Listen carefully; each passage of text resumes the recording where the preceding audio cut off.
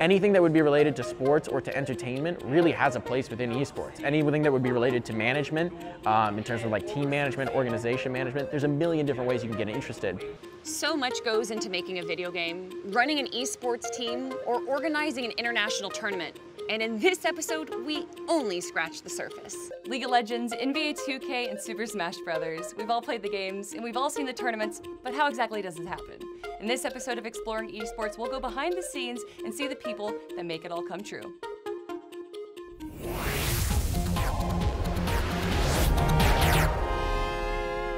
What are some aspects about running an organization in esports that maybe people outside of gaming would have never expected? Just like any other business, like every single role has to be there. Someone has to handle the money, so you need finance, and someone has to be there for PR, marketing. You need someone that's going to be general manager, someone business development, sponsorships. Someone's got to help with technology and everything.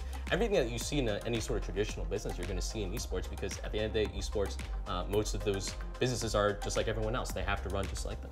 What other positions are there in esports that people only really assume you're either a pro player or you're like a commentator? You're in a track for legal HR finance, and reach out to an esports company. They're all growing really fast right now because new teams and new franchises, they need people.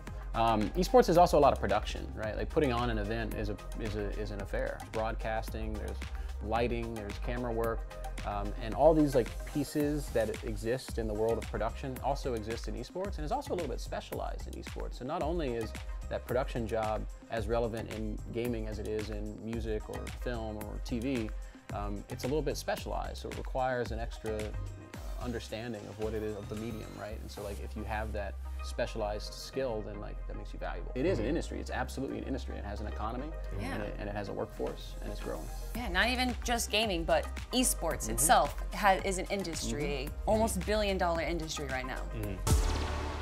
Tell me a little bit about the people that you've gotten to work with over the years, outside of the players. So for team management, one of the people that we have on staff, she is essentially responsible for everything, ranging from managing the content creators, double checking to make sure that people are meeting their stream hours, organizing the logistics when we still had a pro team at the time to compete in Europe, to compete in China.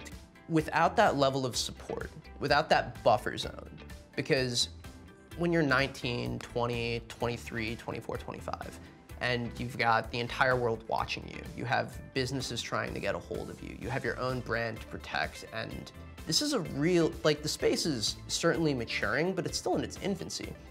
Just having a little bit of a reliance on someone that you can trust and buffer for you so that you can go back and make the right decision for you, I think is crucial.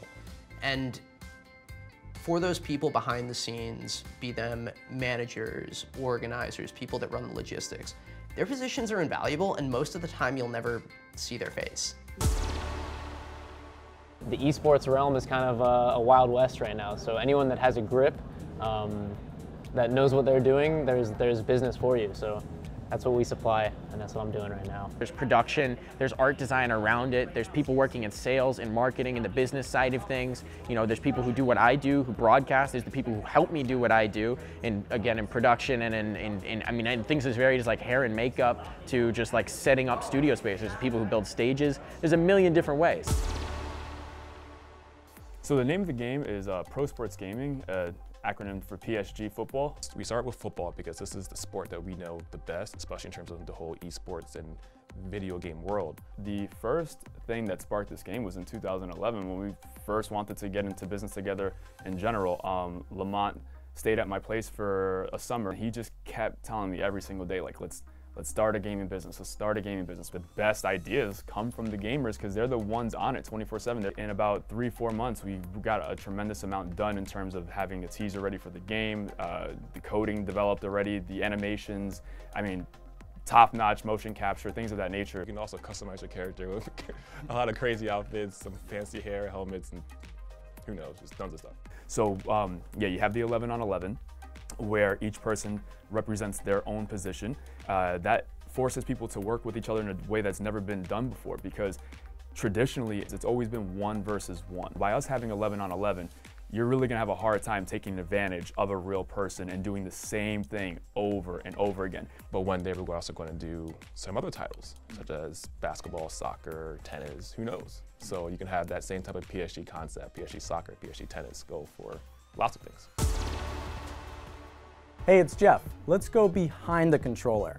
You know, a lot of people think these tournaments, maybe they're just one system, throw up a couple monitors and that's it, but there's so much beyond that. There's a whole group that goes into that, and it's not just the people doing the actual video production, but then the people actually producing the game itself. Many times you have the game developers actually on site because they're creating a custom form of the game for that particular esport. That might mean different outfits, different attributes. You might be able to get this in the store, but the professionals are actually playing at this high of a level just to even the playing field. I realized that I might have been. Yeah. Did I hit the mic? Yeah. And we get to check out why the community, my hair keeps going right into my mouth.